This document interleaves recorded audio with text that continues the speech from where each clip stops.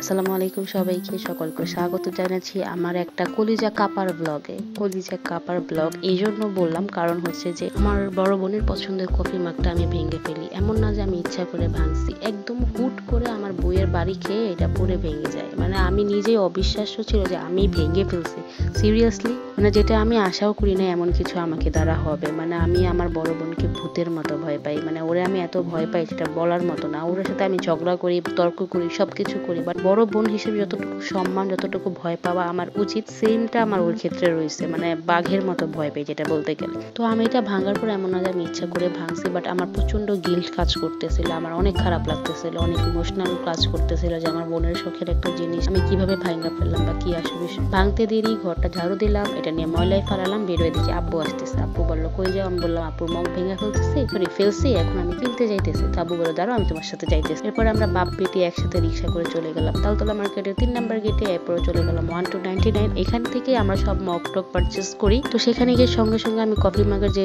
সেকশনটা আছে ওখানে গেলাম এবং ফাইনালি একদম সেম টু সেম কফি মাগ পেয়ে গেছি। এরপরে সঙ্গে সঙ্গে আঙ্কেলকে বললাম আঙ্কেল খুব সুন্দর করে প্যাকেট করে দেন, আমি মগটা ভেঙে ফেলছি, আমি নিতে আসছি। তো আঙ্কেলও খুব হাসাহাসি করলো যে ঠিক আছে দাও, প্যাকেট করে দিতেছি। এরপর আঙ্কেল প্যাকেট করে দেয়, এরপর কিনে নিয়ে বের হয়ে যাই। আমার আব্বু যেহেতু আমার সাথে আসছে, আব্বুকে ট্রিট দিব।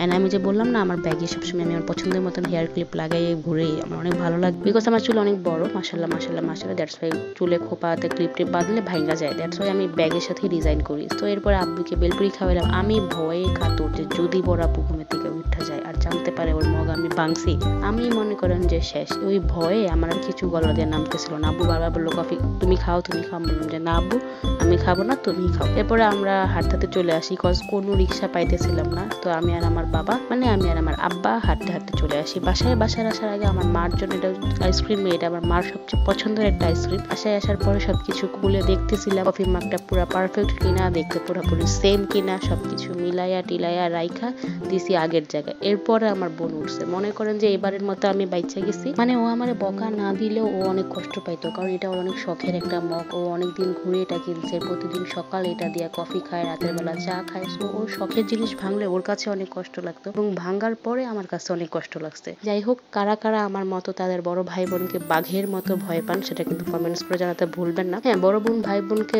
ভয় পাওয়া উচিত, সম্মানও করা উচিত। আমি মনে করি আমার এই জিনিসটা সবাই পছন্দ করবেন। ভিডিওটা ভালো লেগে থাকলে একটু like, comment, share and subscribe my YouTube channel. Thank you so much for watching. Love you.